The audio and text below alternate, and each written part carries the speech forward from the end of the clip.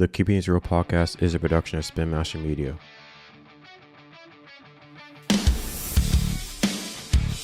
Perrin. What's up? Just here on a Friday and... Yeah, happy Friday. Happy Friday. Happy Friday. Yeah, happy Friday to you too. You know, a good day and it's also a bad day for the industry. It's almost every day I wake up. Every day I wake up and... Oh my there's God. Problems. But there's plenty of good stuff too. There's plenty of good stuff too, you know. Like when award season is now around the corner and all that good stuff. But yeah, I think of that Kendrick Lamar lyric. I was taking a walk the other day. Like I'm like, yeah, no. But anyways, though. But have you how are you? I am good. I don't know. Should I introduce myself a little bit so that people can sort of know what my background is before we jump into this? Yeah, of course. Yeah, like so so this is Perrin Mercer. He's a AD, and take it away. I think that's all I got. Okay. No. I didn't mean to cut you off there either. But yeah, no, you're fine. Yeah. So in terms of the film industry, I am an AD. I do a lot of low budget indie shorts, indie features, primarily upstate. Worked on a lot of personal projects this past year. I've recently jumped over into the gaffer space area, learning a lot about lighting and the equipment there, and I'm hoping to kind of move over into that. But also I am a writer and a director. You can find a lot of my older, sillier stuff. I'm sure it'll be linked somewhere in the description. Yeah, there we go. And but link in bio. Yeah, exactly. Link in bio. Oh, I'm so out of practice of just like throwing that stuff out. It makes me feel like a robot. Like, go to the web page, watch my content. Make sure you click and subscribe. Yeah, exactly. What's up, everybody? What's up, YouTube? Is your boy SPINMASTER C? The classic. The mantra. Yeah. Not the mantra. Sorry. But no, you're good. But I also do a lot of prose writing, and I, for about the past year, have been taking poetry very seriously as well. Ooh. Yeah, and very different beast. That's why we're going to talk about some stuff that obviously we will talk about later. But I just finished the first draft of a novel this year. I quit my job at a movie theater. Author. All right. Yes. Let's get it. Not published yet, but... Not published, but we'll soon. Yes, hopefully. Yeah. But I quit my job at a movie theater at the start of this year so that I could go full-time in the film industry and also write a book. And it was I'm sure any author will tell you it was a crazy experience. And then now I'm in a part that I'm not super used to, which is actually like editing it and trying to refine it, trying to sculpt it down into something that's really impactful and really intentional on my part as an artist and as a writer. Because I think that's a big part of like any art is having an intention of what you want to convey, and what you want to illustrate and how that reflects onto the real world. So yeah, that is how I'm doing. How are you doing? Honestly, can't say. I'm good. I'm just living, I guess. I mean, I mean, I've been in New York for at least 4 or 5 months, having a good time. Got to meet new friends, including yourself at the Filmmaker Hangouts, Filmmaker Fridays. Shout out Parker, because like it's at what McCarran Park House. That's where all the good stuff is at. That's where all the good stuff is at. And there's always like a ton of people there, and it's always like a ton. Oh my God, yeah. There's always somebody new, and I just got to know like many new like creators like across like the like the roles and stuff like that, and it's amazing. It's interesting to kind of like hear like stories about that too. Like it was pretty interesting. You know, like I met so many new friends, like especially like the ones that like I I just started to get close to, you know what I mean? Yeah. It's the moments that this is what it's all about, you know? It's so cool. Yeah. But yeah, I mean, yeah. Yeah, it might be called networking, but like it might be called networking, but yeah, like at least in my mind, the point of it is to find people, and it sounds cliche to say, but it's true that you like yeah connect with. Like I've at this point, because I used to go to networking events, and I was always like, I have to sell myself. I have to, like you're pitching yourself and stuff. But really, like I go to networking events now, and I'm trying to talk to people about anything that isn't film, just to get a read on them and like who they are and like who I am, and because I think that is the important part about networking. Like, yeah. The whole thing about networking is, especially when people talk about it, it kind of feels like, oh, you're trying to find ways to slot in, all of these things. And it's like, really try to fit in the right crowd and stuff. Yeah. And there's always, like that pressure to be speedy. Like, okay, like I should have all of these like contacts after this, like first one or what. I've been in the city now for about 3 months, and I've gone to, think 5 or 6. Wait, what do you mean? It's like I hear this all the time. Every time I meet people at the Filmmaker Hangouts, it's like, I moved here for 3 months, I moved here for 4 months, I moved here for 5 months. I'm like, what's going on? Like, are we like, it's New York City. It's like everybody's out and about. Yeah, exactly. Well, there's a lot of people now that come in from New Jersey as well. Which I sort of lied there when I said I'm in the city. I'm over in Jersey City. But like, even over there, you can get to all the New York City events. Yeah, you can. Hangouts, of course. Yada, yada, yeah, via PATH train, transit, you name it. Yeah, just don't take the PATH train after like 11:30, because you're gonna get stuck waiting for like an hour. To all of my Jersey heads out there, you know what I'm talking about. You know what I mean. Yeah, that is the one rule everyone's got to know about. Do not take a PATH train after like 11:30. Like, honestly, if it's late, like 11. There's it's the timing it's the timing. I cannot stress this enough, man. I can't. Which I think, for real though. Like, I mean, New Jersey's also like a really big on the film industry too, because like, I'm sure studios are going to be built in like Monmouth County and then Bayonne and stuff like that. I heard Paramount's having their own like studio. I don't know, but there's Paramount. Netflix is opening the one that's down in Bayonne, I think. I think so. Yeah. And I forget the name of it, but it's Fort something, but it's not the one. Yeah, that's the ones that Netflix is going to build. Okay, so Netflix is actually building 2 then, I think, is what's happening. Yeah, so it's coming out the next 3 years, yeah. There's all kinds of stuff. Also, there was I don't even know if it's come out yet, it probably hasn't, but there was a Kevin Hart movie that was shooting in, like, Jersey City a few months ago, and it was standing in for Miami, which I thought was really funny.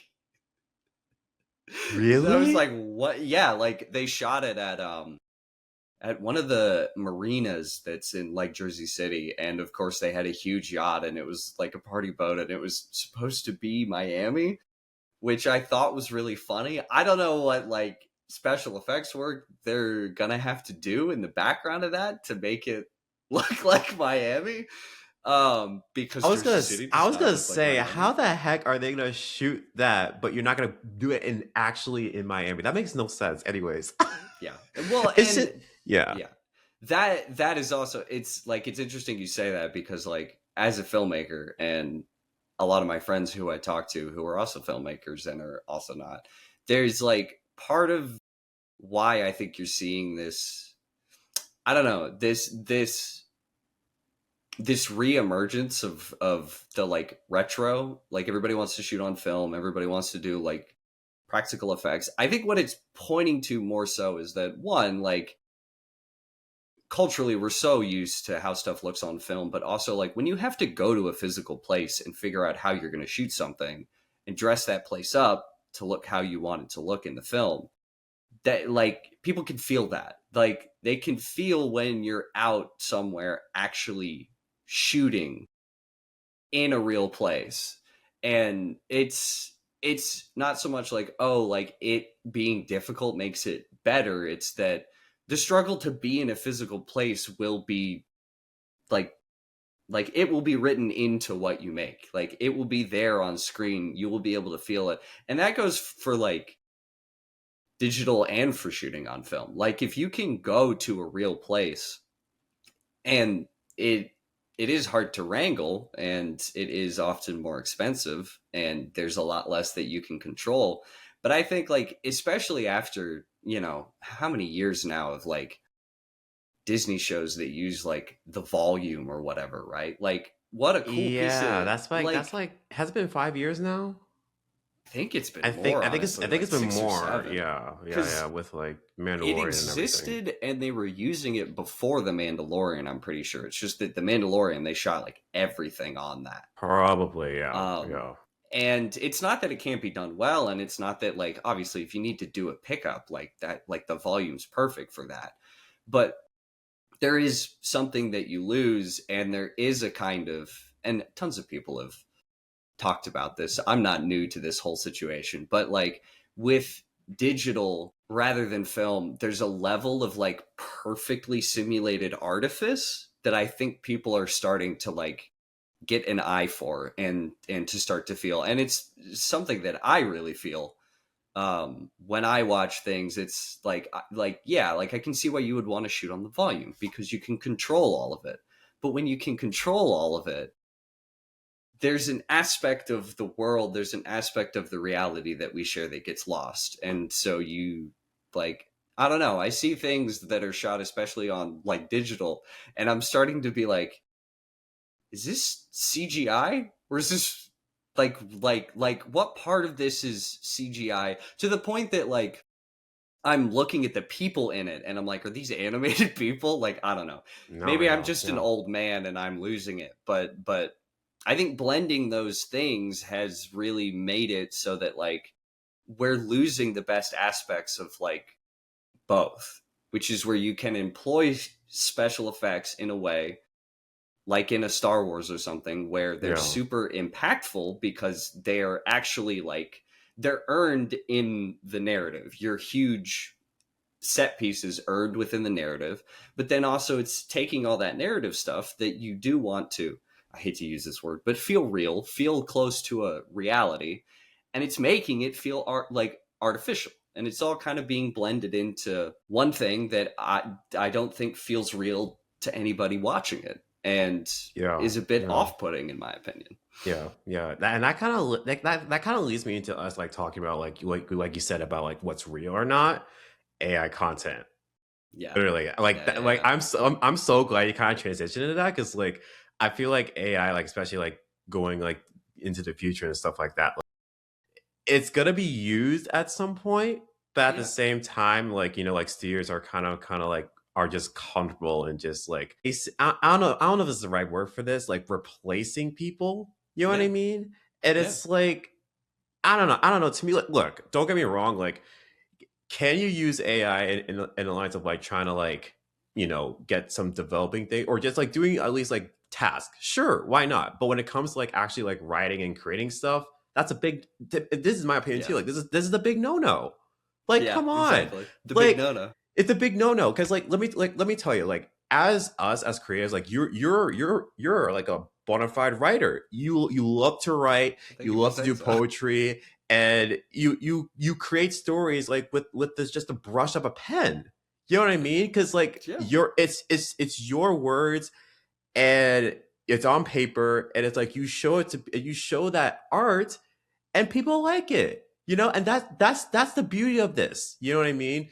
But Yeah. like it's just I don't know. To me, I don't know. It's just like technology just goes so fast. To be quite Yeah. honest, it really Yeah. does. I Well, mean, and if you want to touch upon it. that's part of it too, because like once you make a piece of technology, like we've gotten so used to technology being produced and to having it in our everyday lives that like Yeah. part of the model now is to develop it as fast as possible, and so that you can sell the next thing, so that you Yeah. can keep generating value, so that you can keep making profit. And we don't build electronics to last. Like, I don't know if you can see it, but I have a VCR player down there that is God knows how old, that still works, that still plays like VHS tapes. And You have an actual VCR? Yeah.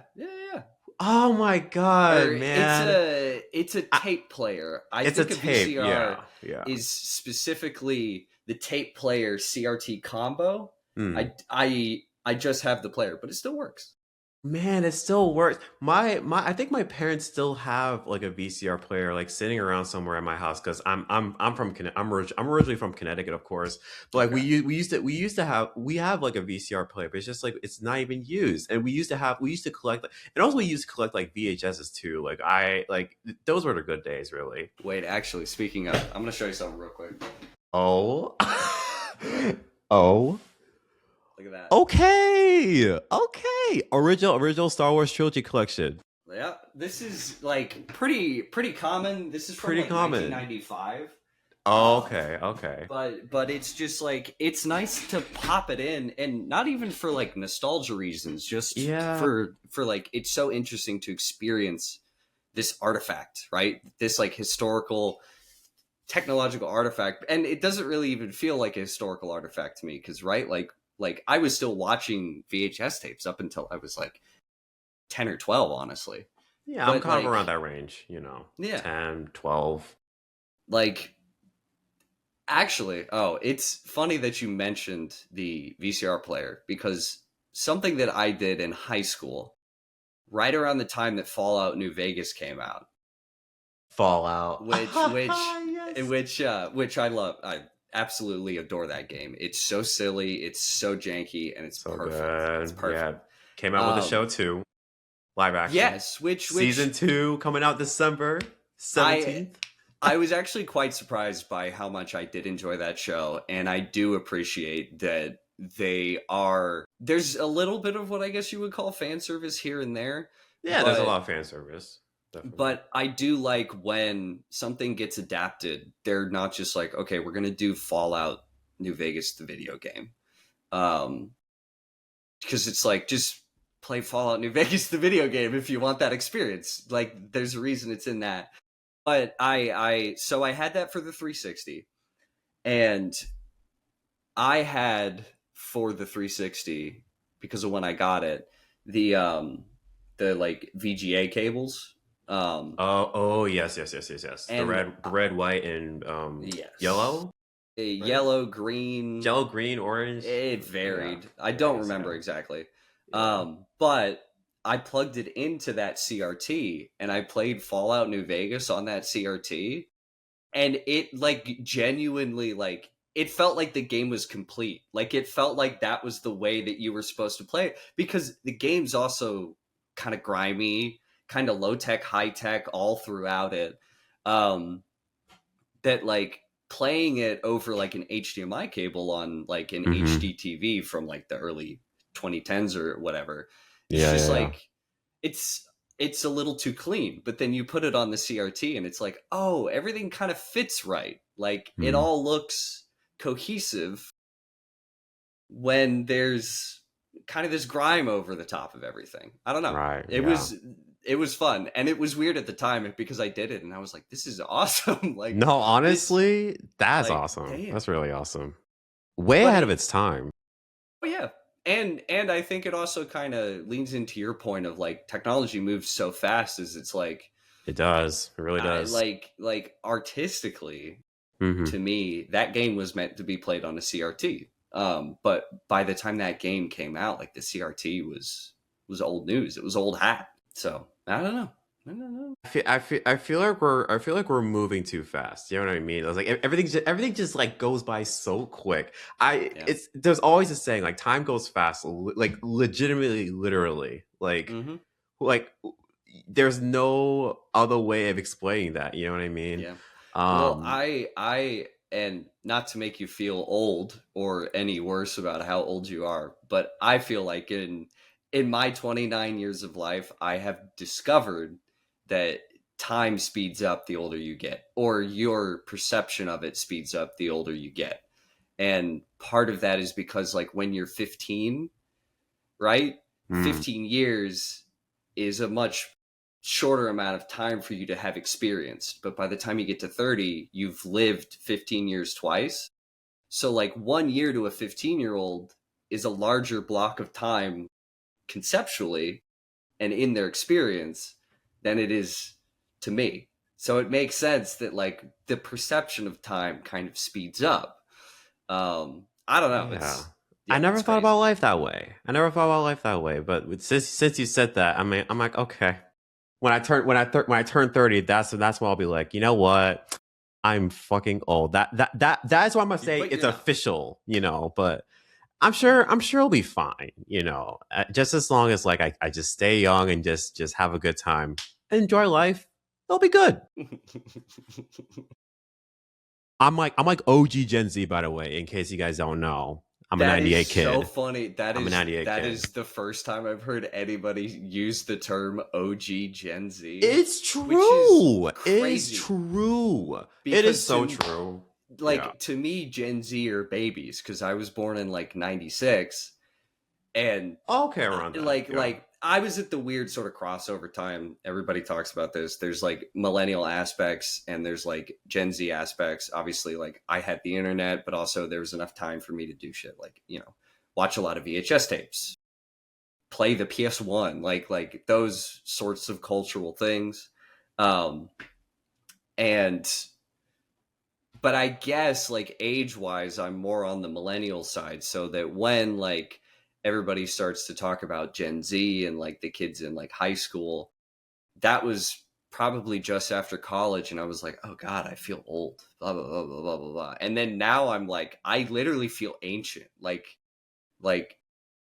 as I approach, and it's not like a bad thing. Like, no. 30, I like, it's really sinking in of just like, I've lived through a lot of stuff.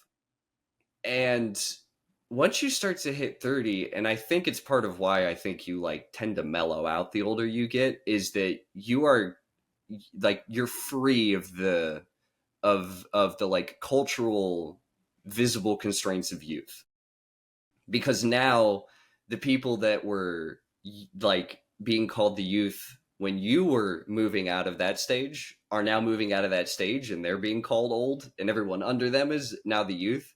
Yeah. I'm just kind of in a floating area of like, oh, this is chill. Like, I literally don't have to worry about being cool. I don't have to really worry about of course what music not. I like, whatever. Like, I don't, like, it starts to kind of clear things out. Yeah. Especially in terms of like what you want to experience, like culture wise. Everybody has their own taste in like culture, you know, from like music, gaming, all across the board. Like as you grow older, you know, I think for me, like that's how I kind of gone through it. You know what I mean? With like, you know, what it's like now with Spotify, SoundCloud. Well, by the way, I grew up on SoundCloud, like, you know, my freshman year in high school too. Like I used to add on like, you know, like EDM tracks, or even just like big Sean shots, like one of my favorite artists and one of my favorite rap artists, of course. It's just stuff like that. I still have my profile, by the way, and my profile pic has never changed. Perfect. I would no, I dead ass kid you not. I don't have a beard. It's just me clean shaven, just do like this. God. Oh, I kind of want to see that now, because I want to see what you look like. No. As a baby on the internet. No. But that one, yeah. Like, that's another interesting thing too, is that the internet's been around long enough now, and social media's been around long enough that we're of course, growing up on Instagram, Twitter, all that good stuff. Yeah. We're starting. Vine. Don't forget Vine. Sorry, God, I forgot about Vine. We have to bring up Vine. We have to bring up Vine. We gotta bring up Vine. Shout out Vine. Anyways, it was like TikTok without the like excesses of TikTok. But yeah, 7 seconds of just greatness, or of just like the weirdest thing you'd ever seen, and you'd just be like, okay, I'll save that. Honestly, that is so true. The pop culture of it all. Oh yeah. Like, we've had enough time now, and especially for like people my age, there is this kind of like, I don't know, you're starting to get more and more history, especially when it comes to like social media, and you're starting to get the kind of like almost geological, like my profile picture on SoundCloud hasn't changed, and also like I haven't touched my profile in however many years. So just think about like how many empty profiles like that are just sitting out on the internet on various sites. Like my SoundCloud account's exactly the same. I only just recently deleted and then redid my Facebook account, but even looking at that last year, I was like, oh my God, this is from the like medieval era. Like, this is crazy. Like looking at myself in like high not school. The Crusades, not the Crusades, yeah, bro. I mean, hopefully not. Hopefully not. Hopefully not that far back. But yeah. Anyway, we were talking about AI. How did we get here? No, but that's so true though. Like you said, like technology happens so fast with like social media, and now especially social media. Even also implementing like generated stuff too, like generated images and all that. It didn't even start until like until now recently. You know what I mean? Yeah. With like Google Meta. I cannot shake my head. Oof. But the point of it being is it's like they are so comfortable into just like this information from AI, all that jazz. It's just it kind of messes up things, you know, that we're trying to believe, really. So it's like, I don't know. I kind of wonder myself, like, how far is this thing gonna go with like, you know, misleading like the content and all that jazz? Is just like, I don't know. It is sort of a crazy question to ask, because also like when you talk about AI, like it covers a lot of things. So like I think it does. Like the things that AI is already permanent with, is like using AI to like write code. Like that's kind of what it was always supposed to do. And since it's made by programmers, that's what it's going to be really good at. And there's always like that is the trend throughout all of history, especially the like 20th century with technology, is that people become skilled in doing something and then they make a piece of technology and then it erases their relevancy, because now this piece of technology, there's one of the first computers that was ever made is called ENIAC. It's from the 40s, and it was made initially during World War II so that they could have a computer that would calculate like artillery like firing tables, because you would have to do the math on all of that, because you would have to set fuses and you would have to angle the guns, yada yada yada. Yeah, all of that arithmetic used to be done by hundreds of women who would just do the math, log all of the like results, and then correlate it later, and then you would make all the firing tables from that. Wow. Paralleling AI, there were these scientists who made a computer who took all of their work, all of those women's work, put it into that computer, and then now the computer can do all of their work, and all of those women were fired. And that's kind of the AI thing, right? Is that it's eating all of this stuff that's been made by real people. And now the idea is that it's going to replace, especially in the film industry, to some extent, having to hire as many of those people. And that's been the story, especially of like technology for profit, right? Because the piece of technology you have to make has to make you more profit the next round of innovation that you bring it to. So yeah, I don't know. It's crazy stuff. Well, there is one filmmaker that like I always follow. Her name is Tebber, by the way. She has like her like, you know, like Instagram and stuff like that, like talking about like the film industry and stuff like that. Like she does marketing and like screenwriting on the side. I remember she did a TikTok one day and she mentioned about like, don't put like your ideas on like, you know, whether it be ChatGPT or I don't know what other Gemini or something like that. Don't put your ideas on there because they're gonna eat it alive. It's kind of because what you mentioned too, like, you know, like all the ideas, like especially like back in like even like the 1930s or even 40s, Yeah. and just make it as like make it as seem like as if like AI did it on their own. Yeah. It's literally just daunting to me, to be honest, Yeah. to be quite frank with you. Because It goes like so far back. It's it goes crazy. so far back, it's insane. Like, Yeah. how are you okay with this? I mean, look, I am not okay with it, and I'm happy to say that. I mean, it's like I said again, like it's the future. I get it. Like we're moving along, but at the same time, it's like, come on, like you're. It's like like you said in the entertainment industry too. Like people are getting fired. You know, like voice actors, screenwriters, producers, all the people that make the shows and the movies that like with their own bare hands. It's like, yeah, I don't know. And I find it very interesting that you said, like, you know, we're moving forward, and Yeah. this is a big question as well, which is, it's like, you know, we do have to ask, like what are we calling progress? Like, what are we calling moving forward? Like, Yeah. why is there this kind of unconscious view of technology of it always has to be going forward? If it's going to do all of these things and it's going to cause all of these problems, and it's out of our hands anyway, because obviously the companies that have the ability to do these things are going to do them. You know, there's no vote, there's no referendum. They like no one gets to choose, like, yes, let's adopt AI, which a friend of mine talks about all the time.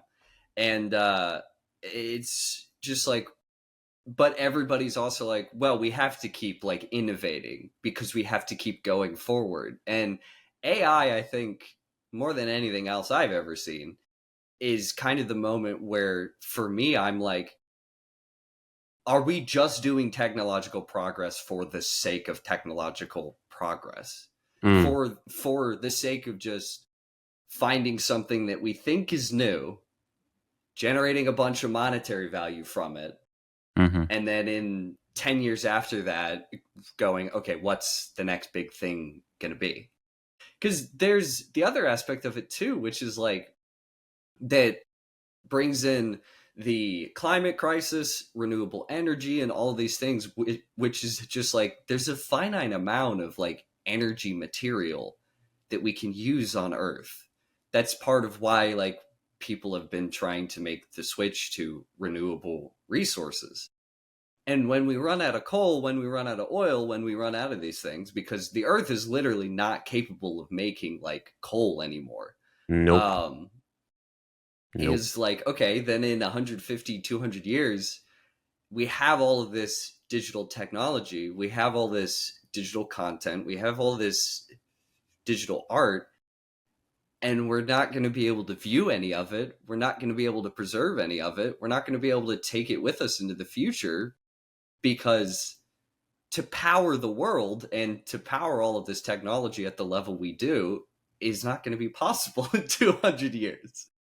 And it's just like, no one's preparing for that. And like, part of the idea of progress and of technological progress is just always having to go forward, having to go more. We need smart homes, we need smart TVs, we need all of this stuff. It's just creating more products for us to like put electricity into, so that we can keep drilling for oil, which we got like, we can't stop. We love drilling for oil. Like, that's like the thing, is it's like, you look at stuff from like the like 1910s, and it's like, oh, we're gonna have flying cars, and we're gonna have all this blah blah blah blah blah, and it's like, no, we still have like most of the buildings from 100 years ago, and we all just drive cars around. Welcome to the future. Climate change is important, y'all. Like literally, why did we even get out the Accords at, like, I don't know, drill baby drill? That's all you got? I don't know, dog. Just like, even like, I mean, the amount of energy that the US military uses is, it's just like, that, like, this whole push to be like, oh, you as an individual, right? Like, you have to recycle, you have to reduce your like power usage, and yada yada yada. And then you look at like global like companies, and it's like the amount of carbon that I will pump into the atmosphere through my activity like every day is minuscule compared to what those corporations are doing every year. But and that's like the other thing with it too, is it's like the Earth has survived getting hit by an asteroid like multiple times. Like life will return to the planet at some point. It's just that we're not going to be around to see it. Like, it is a question of like, it is an existential question for humanity. It's not so much that we have to save the planet, it's that we have to like realize that like by doing this we're destroying the ecosystem that allows us to live, that allows human beings to be able to propagate. I don't know, it's crazy. Yeah. No, this is some type of X-Files type shit, really. Oh, I love that show. That show was great. Oh my god, that show is amazing. They even revived it for like what, 2 seasons? Yeah. I think a few years back. I've not seen those seasons yet. Yeah, but the original run though, top notch television, top notch. And it's so creative. It's so well written. The characters oh my god, yeah, fantastic. Of course. Murdoch and Sully. I think Murdoch and Sully. I thought that's what it was. Actually, no. It's Scully and Mulder. Scully and Mulder. Fucking. You might want to just remove that. I don't even want to edit this out, but I'm gonna have to keep it in anyway. That is amazing. Like, honestly, for a second, I'm like Murdoch. I'm like, that's not Murdoch. I'm talking. Why did I talk about Matt Murdock from Daredevil or for some reason? Yeah, exactly. No, that's Daredevil. So which, shout out Daredevil. I love Daredevil. They're coming out with season 2 of Born Again, which I'm so excited. But I had to take a break from it because of what happened in September. But we will not talk about that on this show. Yeah, I guess we're running out of time. We can't really talk about that. But yeah. No. But it's okay. Streaming is something else. I mean, yeah. That like that's like streaming, like, to look back on like, especially like COVID, it's crazy. Oh yeah. COVID was a time. That the film industry and the theater industry, which was exploding because I mean, like, literally half the population on planet Earth was going to see Marvel movies in theaters. Yeah. And then And then COVID happened and the film industry was just like, we cannot stomach 2 years of losing some money. So we're just literally going to sell the entire distribution aspect of the industry out to streaming platforms. Not and that's one of the things is it's like streaming didn't win as a technology over the movie theater because it's a better technology. It literally won because it came around at the right point in time, and there was a global historical event that happened, the pandemic, that pushed everything over into that realm, and now everything is streaming. And then here we are with this, we're streaming right now. For real, can I admit this right now? For real though, sure. This year 2025 was a big year in movies. Literally, I kid you not. With I think I would agree. Yeah, no. Honestly, I have never been this locked in my entire life. Okay, let's just be real right now. No, but no, like for real though, because like with like one battle after another, Warner Brothers had a good year, right? Has its run. Let me tell you, that's at least a pretty good example with like Minecraft Sinners, one battle after another, Weapons. I couldn't think of anything else other than that. But like they made so much revenue through like both originality and adaptions, IPs, and like across the board. Like it's huge. Oh, I forgot Superman 2. That's also another in that category too. Like art like that this is why people always go to the movie theater, because like just to have that feeling. And I know we mentioned something about like trying to escape from that, you know what I mean, like in the cinema and stuff like that, because like cinema, to me, I feel like cinema is kind of a way for people to like kind of escape and just like see stories and in like in the bigger screen, you know. For me as a filmmaker, it's less that it's about escaping from reality. It's that you're entering it. It's like going to see a play. It is that you are Oh yeah. entering. Oh yeah. You are entering into a space that is like that the principle behind it is kind of the same principle as like going to a church. You are Oh my going god, into a yeah. space Oh that yeah. is specific for Hmm. this experience. Yeah, And it really does add a lot. it Like it does. adds a huge amount Hmm. to the experience of seeing a film, to actually letting yourself kind of fall into it. Actually, oh my god, earlier this year they did the 20th anniversary re-release of Revenge of the Sith, and Oh seeing yeah. Yeah, yeah, seeing yeah, yeah, that yeah. seeing that in a movie theater was amazing. Wow. Genuinely amazing, because like when I was a kid I actually missed it in theaters. Oh, And you did? yes, 2000, oh, this is what, 2005? yes, which like I should have been old enough to see it, but I just missed it for some reason. Wow. Oh Which is shoot. crazy. Mm. It like, especially now, because like Revenge of the Sith is like, oh my god, It's just it's it's just up there with like Star Wars films, really, in terms of it's prequels. In terms of prequels. it is. And I might get called crazy for this, but like it is a constant battle in my head between Empire Strikes Back and Revenge of the Sith as like being the best.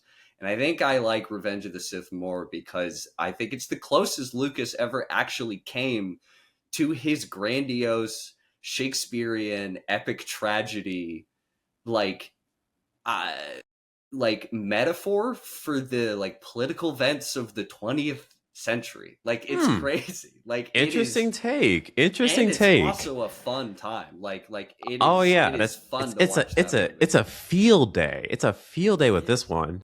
And the sound design in that movie is just top notch. Wow. And Ah, watching it in a theater, there were sound design things that I had never heard before that like genuinely blew me away. I was like, "Oh, okay.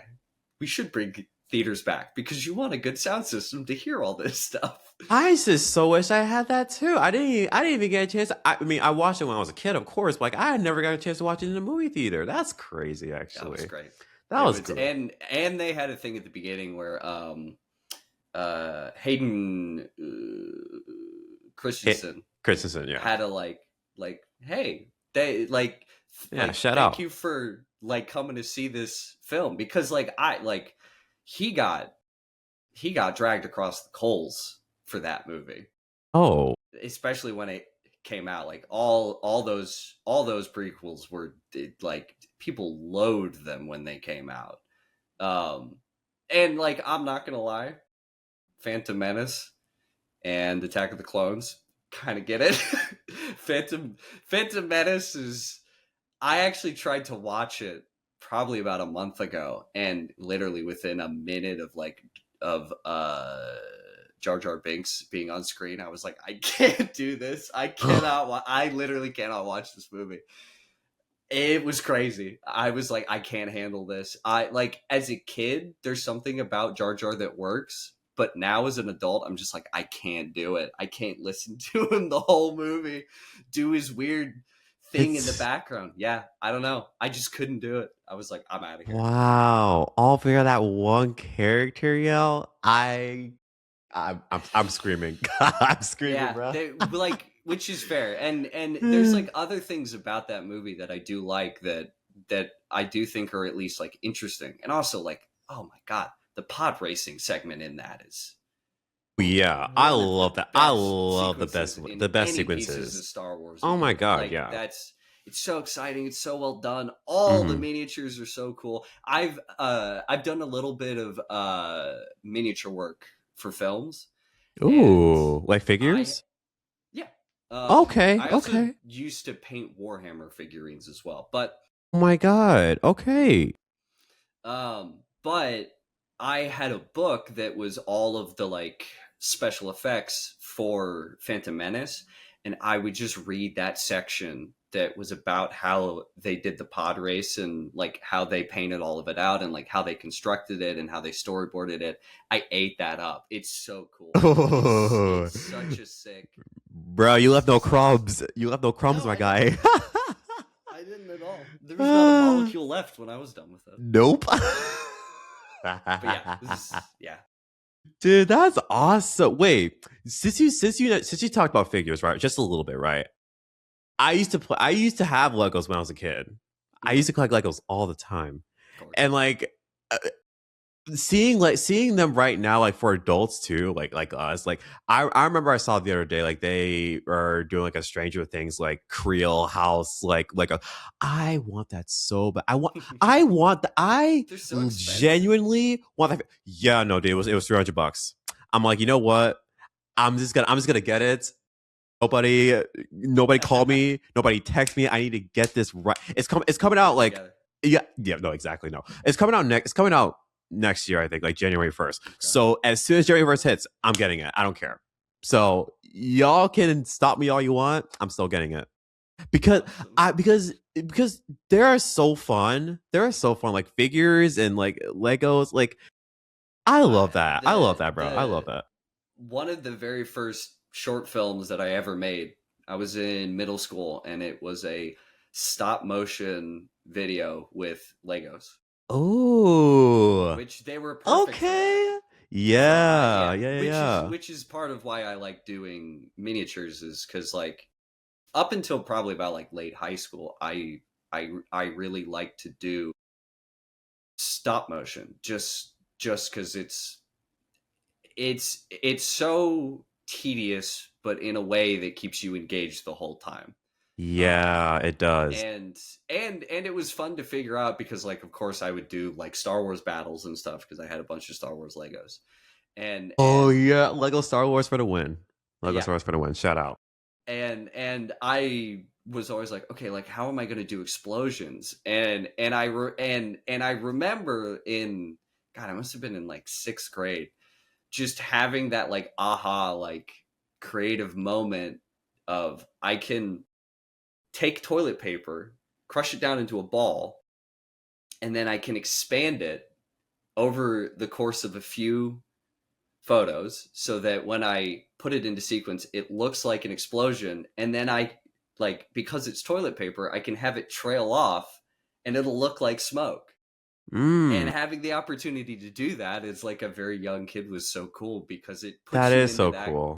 That like creative, like, I don't want to call it problem solving because it's not like doing math, but the sort of like when you're on set, when you're trying to film something, when you're trying to figure out how to execute a shot or something.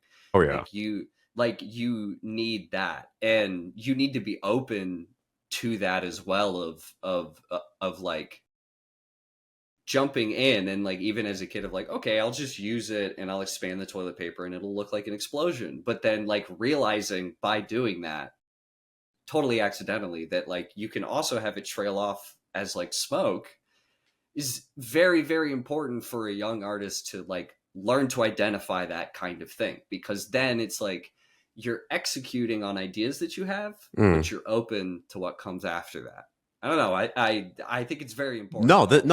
This is great. Yeah, like you it's like if you're interested in doing film, like earlier on at some point, like you're gonna have to like kind of just like try out like different aspects of like film and then seeing what sticks out to you. You know what I mean? And it's like and that's just the beauty part of it all. You know, it's just like just trying out things and just like seeing what works, what not works. Like with you with stop motion and stuff like that. Like stop motion is like I think one of like the best like I think like mediums, like especially with animation nowadays, because like it's getting good.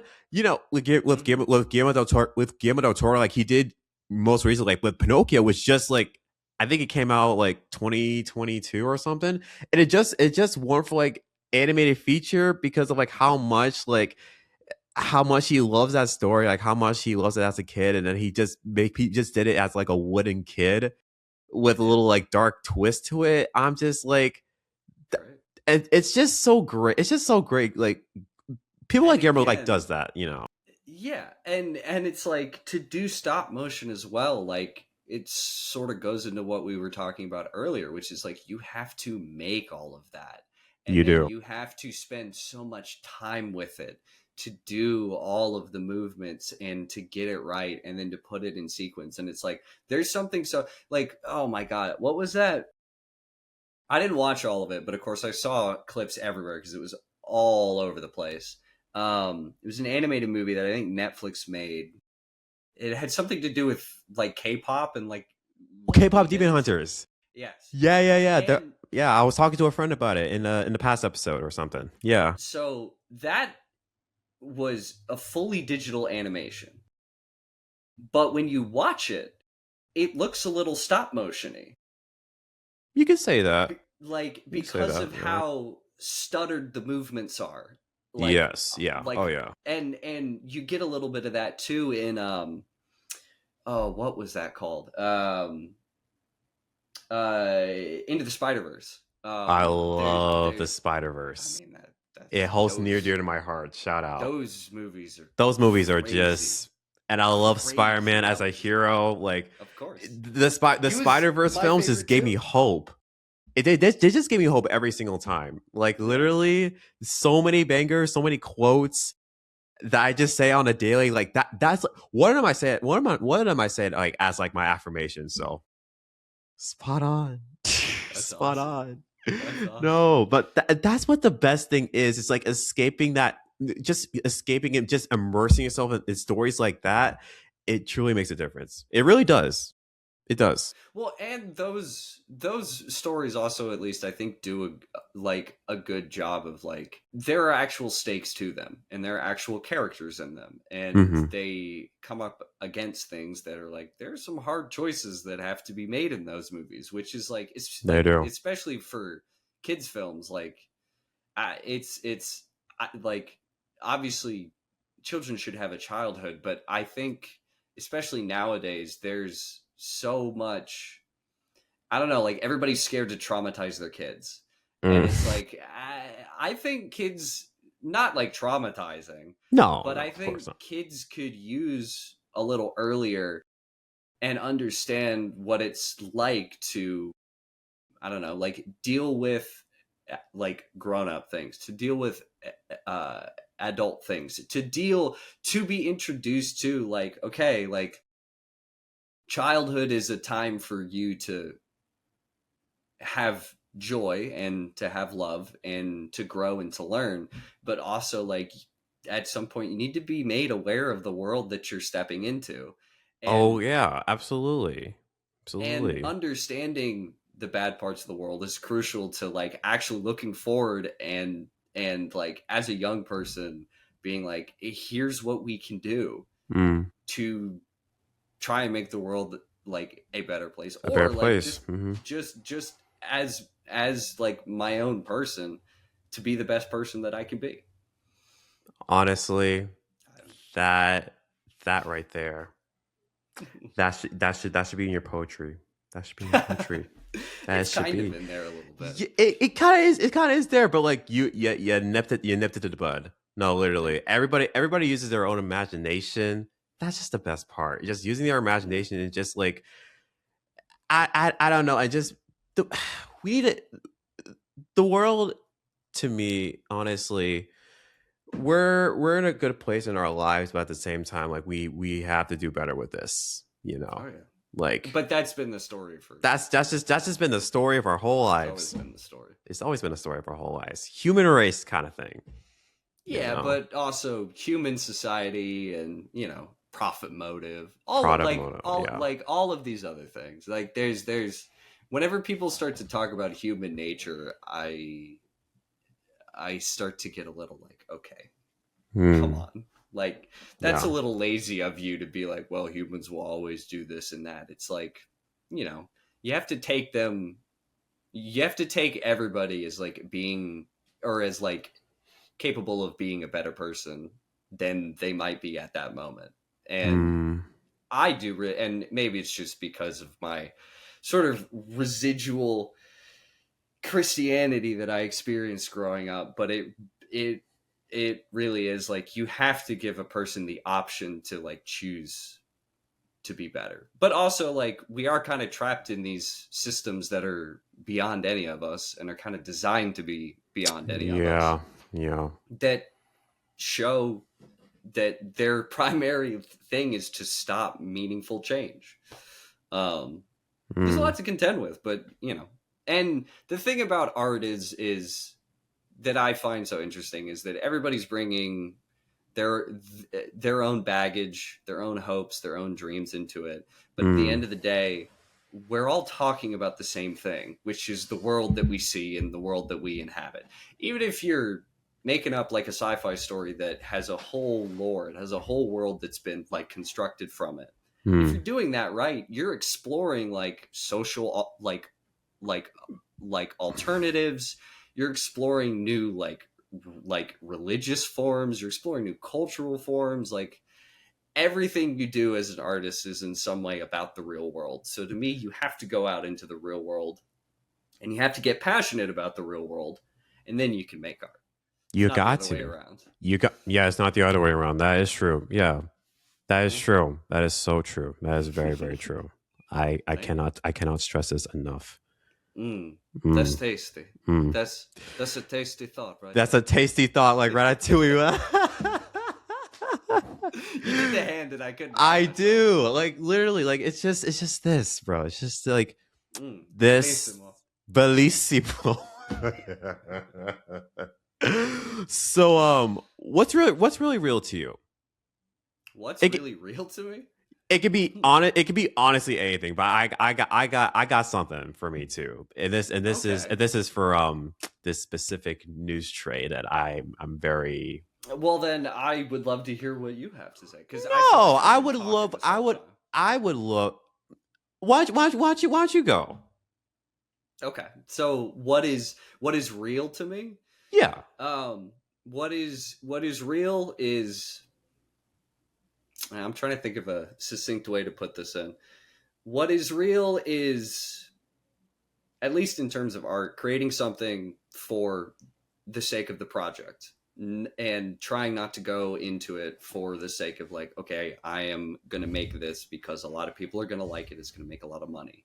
Or I am going to make this because, by writing this, I'll finally be able to like myself or whatever. There's, especially when it comes to, there's a lot of writing that is about relatability, and there's a lot of writing that is about vulnerability to the point of almost oversharing. And not that there's not a place for that, but when you do that a lot, and when that becomes marketable, you get a society where everybody's kind of trapped in their own heads. And a huge part of being a human being is to have relationships with other people, and to have to go through the hard and the rough edges of that, and to sometimes make the tough choices of like, I can't really reconcile with this person on something. Like, is that something that I'm willing to sacrifice, or is it something that I don't want to sacrifice? And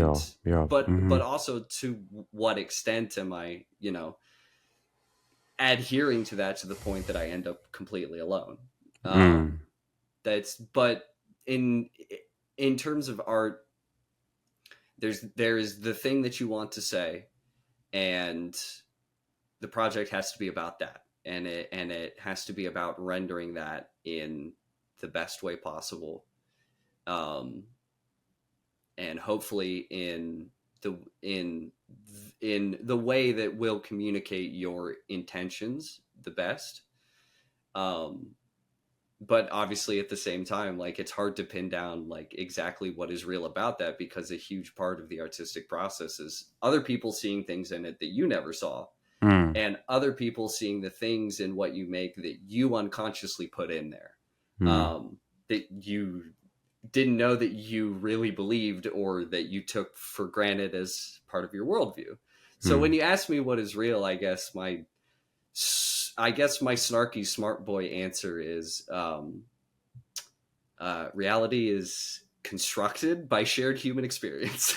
And art is a shared human experience. They like, even if you're making art for yourself, if you don't show it to other people, and other people don't have the mindset to meet your art halfway, to see something in it and also let it become something for themselves, you're just kind of firing off like, I don't know, like blanks at each other, like, and you're not really making connection, and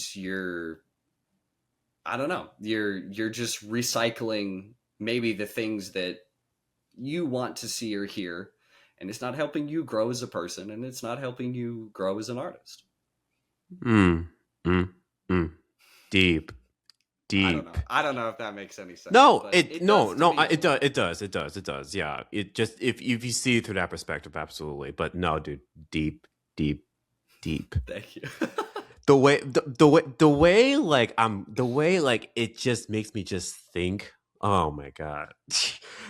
Now I'm thinking differently of the whole like creative process, because like those are kind of the thoughts and the questions that you have to ask yourself. You know what I mean? Like, am I connecting with somebody? Like, am I connecting through like a personal level, on a spiritual level, on like any other level? Like that, it's the essence that counts at the end of the day. And it's not even necessarily like, oh, like connection is not, this person agrees with me and sees exactly what I see in this. Connection is that I can understand where you're coming from about it, and you can understand my perspective on it, and then we can both make a choice from there. Yeah On where to go, where to meet halfway, all that stuff. Or to not meet halfway. To understand the other side and go like, okay, yeah, like I get what you're saying and I completely disagree with it. Like that's also part of the process. It is. Yeah.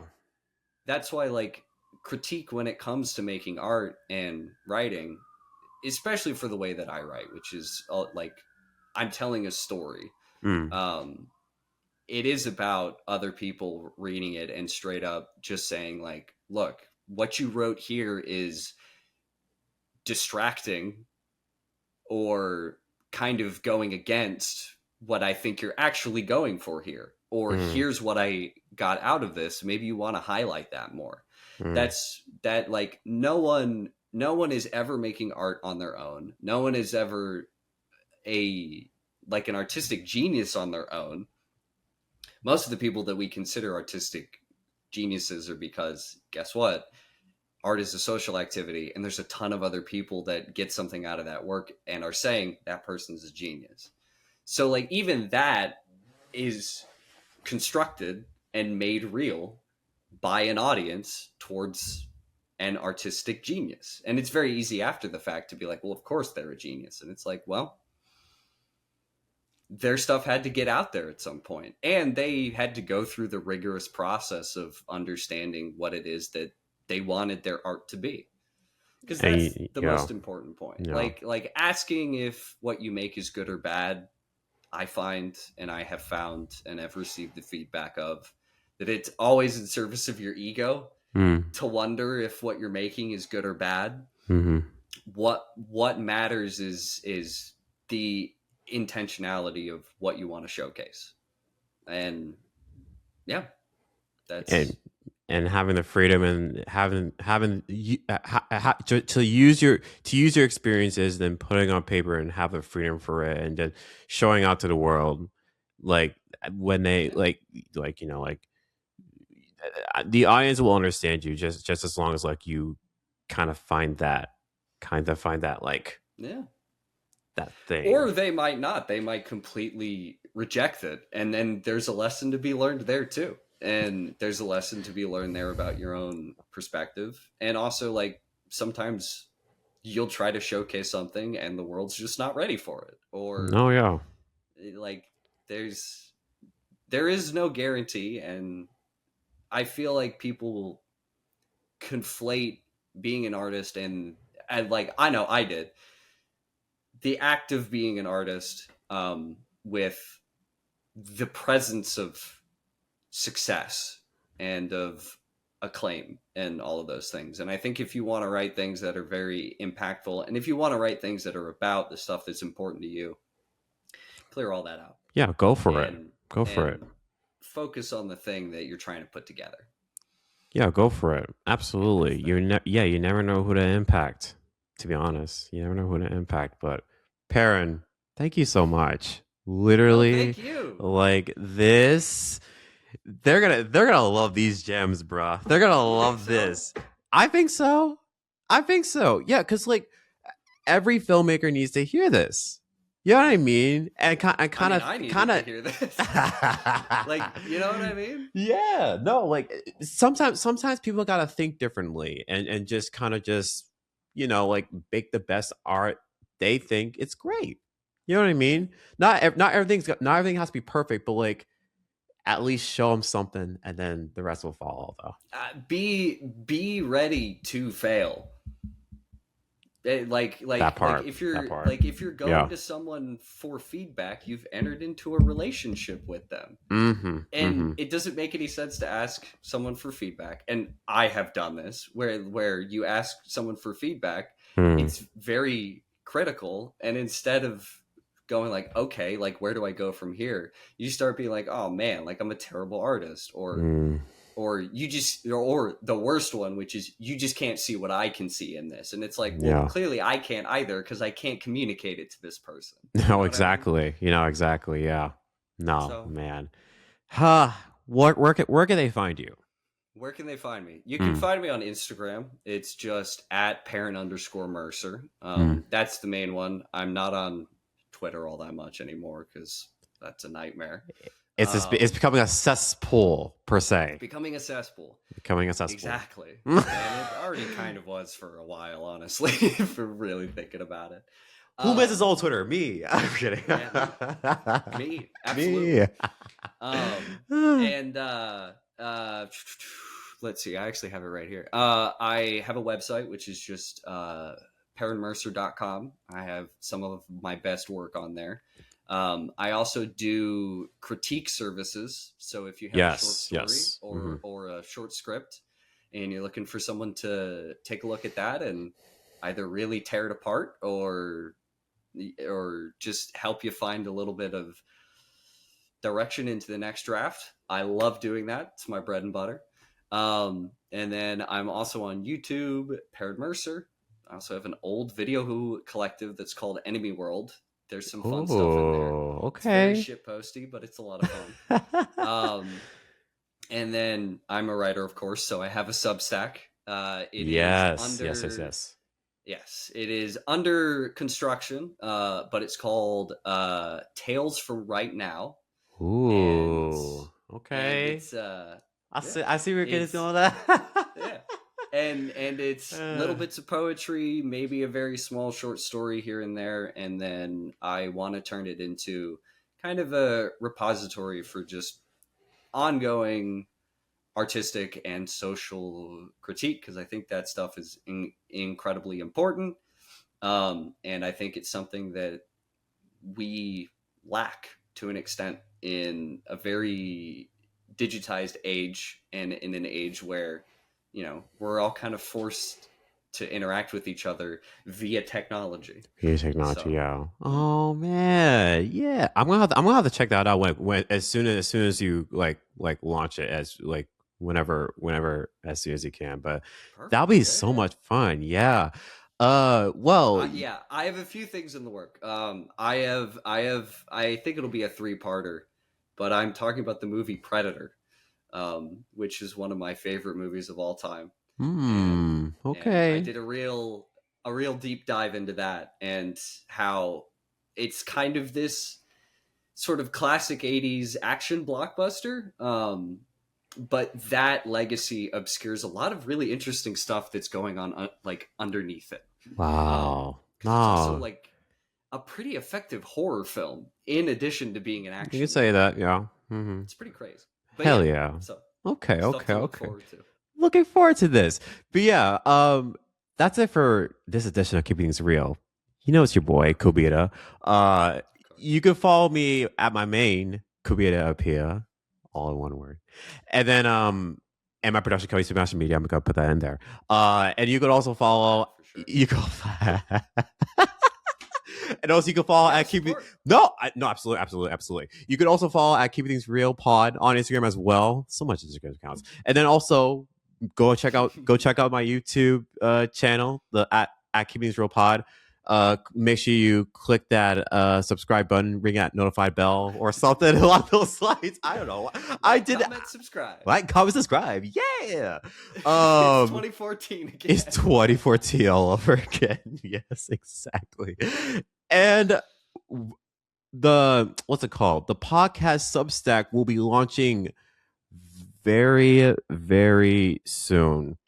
Up until next year. I know. I'm sorry if I apologize about I'm so busy with everything I got going on, but like you're so famous. The podcast Substack, y'all are not ready because I remember announcing it on my first podcast back because it's been a while. I'm trying to like get the podcast up to another level. But you guys have to wait very patiently for 2026. So that's right all. Around the corner. That is right around the corner. That's what I'm saying. Yeah, I'm just gonna leave that there. And just that. But yeah. But anyways, Person, thank you so much. Yeah. I appreciate it though. Thank you for having me on. Seriously. This was wonderful. Thank you for letting me ramble on and for talking with me. For sure. Until next time though. Until next time.